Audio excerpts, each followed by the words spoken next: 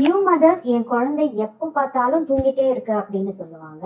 But குழந்தை அப்படி தூங்குறதுனால அவங்க பாடியில என்னெல்லாம் சேஞ்சஸ் நடக்கும் தெரியுமா? அது நல்லதா கெட்டதான்னு தெரிஞ்சுட்டு இந்த ரீல ஃபுல்லா பாருங்க. இனிஷியல் ஃபியூ வீக்ஸ்ல அவங்களோட பிரெயின் ரொம்ப ஃபாஸ்டா டெவலப் ஆகும். அந்த டைம்ல குழந்தை டீப்பா தூங்குறதுனால அவங்களோட மெமரி ஃபார்மேஷனுக்கும் நியூரல் கனெக்ஷனை ஸ்ட்ரென்தன் பண்றதுக்கும் இது ரொம்பவே ஹெல்ப்ஃபுல்லா இருக்கும். குழந்தை நல்லா தூங்கினாதான் அவங்களோட growth ஹார்மோன் ரிலீஸ் ஆகும்.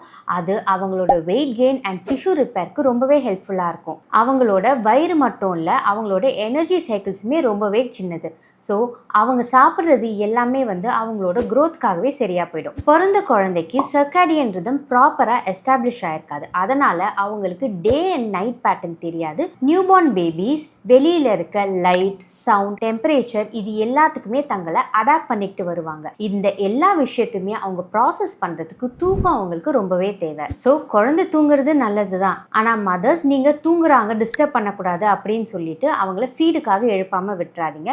அவங்களோட எனர்ஜியை மெயின்டைன் பண்ணுறதுக்கும் க்ரோத்துக்கும் ஃபீடிங் ரொம்பவே இம்பார்ட்டண்ட்.